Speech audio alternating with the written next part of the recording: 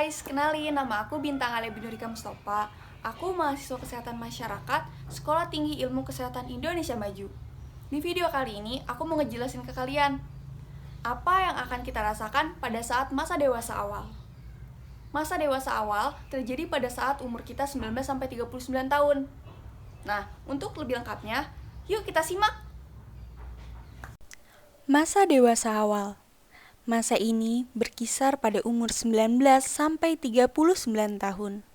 Physical dan cognitive development.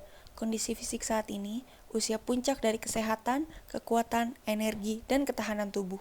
Faktor-faktor yang mempengaruhi kesehatan dan kesejahteraan ada faktor kecelakaan, pembunuhan dan bunuh diri yang mengakibatkan kematian, faktor genetik yaitu penyempitan pembuluh darah yang berhubungan dengan tingkat HDL atau kolesterol baik yang dipengaruhi oleh faktor genetik. Faktor gaya hidup seperti makanan dan diet, sayur dan buah meminimalkan kemungkinan gangguan hati.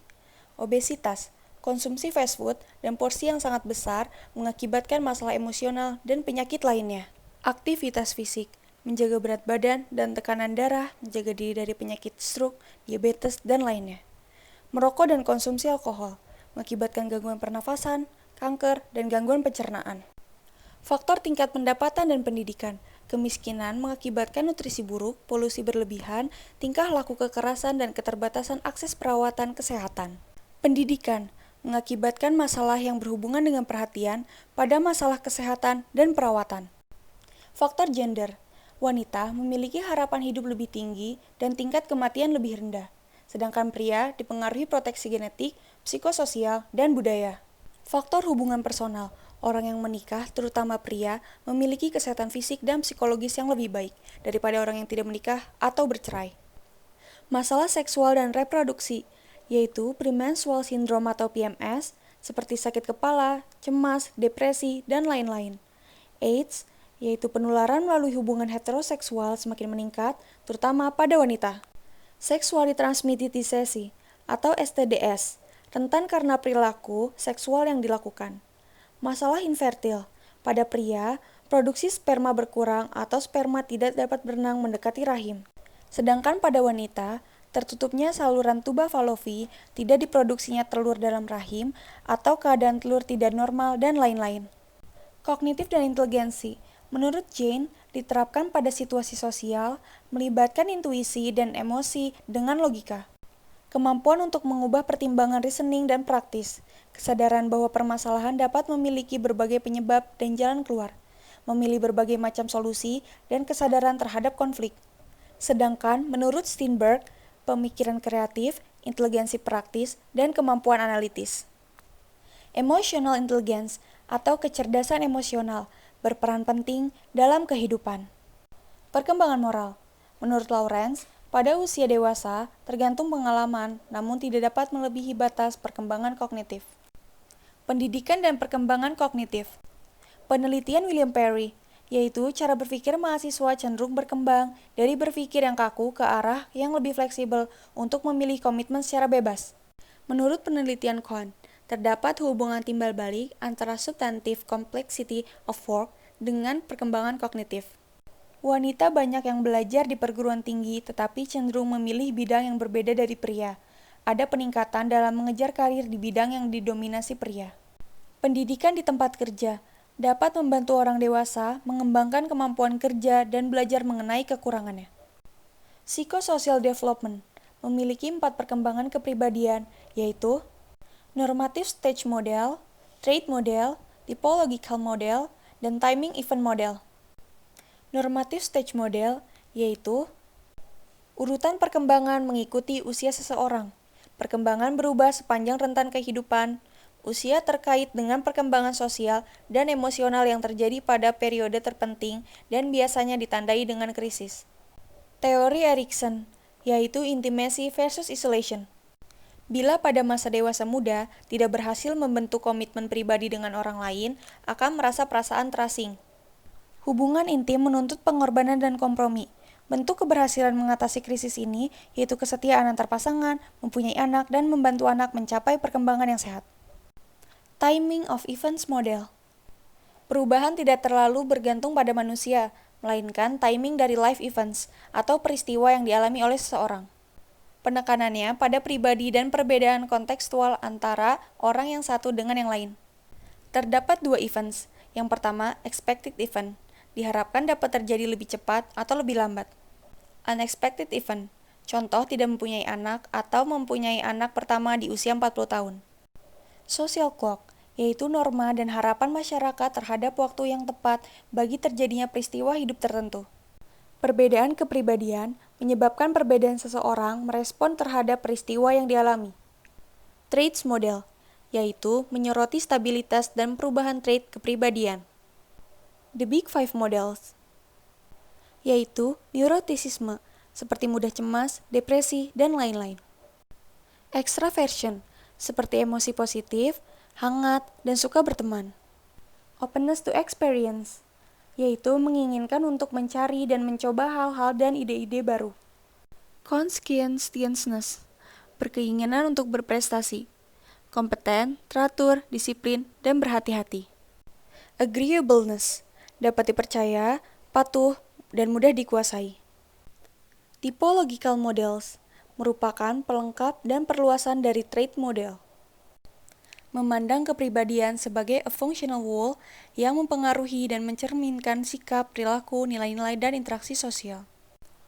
Masing-masing tipe kepribadian akan berbeda dalam ego resiliency, atau adaptasi terhadap stres, dan ego control, yaitu kontrol diri. Typological models memiliki 3 kepribadian, yaitu ego resilient. Ciri-cirinya percaya diri, mandiri, pandai bicara, dan lain-lain. Over control, ciri-cirinya pemalu, pendiam, cemas, bergantung, dan tertutup. Dan yang terakhir, under control, ciri-cirinya aktif, energik, impulsif, keras kepala, dan lain-lain. Hubungan interpersonal atau persahabatan terpusat pada pekerjaan, aktivitas pengasuhan, dan saling berbagi rahasia, serta nasihat. Didasari minat yang sama dan generasi yang sama. Persahabatan pada wanita cenderung lebih erat dibandingkan persahabatan pada pria. Kualitas dan karakter persahabatan sangat beragam, seperti intim dan suportif, konflik, lama, atau singkat. Intimacy, hubungan yang hangat, dekat, dengan atau tanpa kontak seksual. Mencari keintiman secara fisik dan emosional dengan teman dekat atau pacar. Elemen penting dalam intimacy, yaitu self-disclosure, responsif terhadap kebutuhan seseorang, saling menerima dan menghargai, akan hidup lebih sehat dan lama bila menjalani hubungan intim yang memuaskan. Cinta, teori cinta dari Sternberg. 3 komponen cinta, yaitu intimacy, yaitu elemen emosi seperti saling terbuka, hubungan yang hangat, dan percaya. Passion, yaitu elemen motivasi yang didasari dorongan dari dalam, mengubah rangsangan fisiologis kepada keinginan seksual. Komitmen, yaitu elemen kognitif, seperti memutuskan untuk mencintai dan tetap bersama dengan orang yang kita cintai. Orang cenderung untuk memilih partner yang seperti diri mereka. 8 tipe dalam hubungan cinta. Non-love, yaitu hubungan biasa tanpa komponen cinta. Liking, yaitu komponen intimacy. Infatuation, yaitu passion. Empty love, yaitu komitmen. Romantic love, intimacy dan passion. Companionate love, yaitu intimacy dan komitmen. Fetus love, yaitu passion dan komitmen. Dan yang terakhir, consummate love, yaitu complete love. Seksualitas, pandangan mengenai hubungan seks. Reproduksi, hubungan seks hanya dibolehkan untuk mereka yang sudah menikah dengan tujuan untuk memiliki anak. Rekreatif, hubungan seks sah-sah saja bila dilakukan dengan senang hati dan tidak menyakiti orang lain. Relational, dilakukan atas dasar cinta walaupun tidak terikat pernikahan. Jadi, bagaimana pandangan Anda? Sikap terhadap seks menjadi lebih liberal.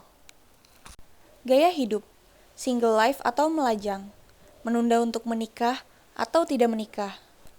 Dipengaruhi oleh kesempatan karir, berpergian, kebebasan seksual, dan gaya hidup. Homoseksual, seperti gay dan lesbian, dan biseksual. Proses menunjukkan diri sudah semakin lebih terbuka. Cohabitation. Hidup serumah tanpa menikah, alasan belum siap menikah tetapi kebutuhan seks mendesak, sebagai percobaan pernikahan atau pengganti pernikahan. Pernikahan untuk memenuhi kebutuhan ekonomi, emosional, seksual, sosial, dan kebutuhan untuk membesarkan anak. Usia untuk menikah sangat bervariasi. Frekuensi hubungan seksual menurun dengan bertambahnya umur dan hilangnya kenikmatan.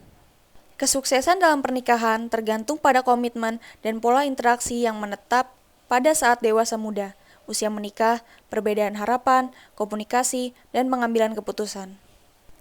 Menjadi orang tua, semakin banyak wanita yang memilih untuk memiliki anak sedikit, menunda memiliki anak, atau tidak memiliki anak sama sekali. Pria ingin punya anak lebih banyak, tapi kurang berperan dalam pengasuhan anak. Kepuasan perkawinan menurun pada selama tahun-tahun pengasuhan anak. Pasangan yang bekerja. Beban dari gaya hidup pasangan yang sama-sama bekerja lebih berat pada wanita. Ketidakseimbangan dalam pembagian pekerjaan. Yang terakhir, perceraian. Faktor penyebabnya, meningkatnya kebebasan wanita di bidang finansial. Kesadaran jika memiliki anak akan meningkatkan konflik antar pasangan dan harapan bercerai semakin membesar. Menghasilkan periode penyesuaian yang menyakitkan. Tergantung pada bagaimana perceraian ditangani, perasaan mereka terhadap diri sendiri dan mantan pasangan, kelengketan dari pasangan yang terdahulu, penyesuaian semakin membaik dengan bertambahnya waktu. Sebagian besar orang yang bercerai akan menikah lagi. Hal ini bertujuan pernikahan berikutnya akan lebih stabil. Keluarga tiri perlu penyesuaian. Wanita cenderung lebih memiliki kesulitan menjadi orang tua tiri dibandingkan dengan pria. Nah, sekarang teman-teman udah pada tahu kan apa itu masa dewasa awal dan apa yang akan terjadi pada saat masa dewasa awal itu. Terima kasih sudah menonton video ini. Semoga ilmu yang disampaikan bermanfaat untuk teman-teman semua. Jangan lupa like, comment, and subscribe. Dadah!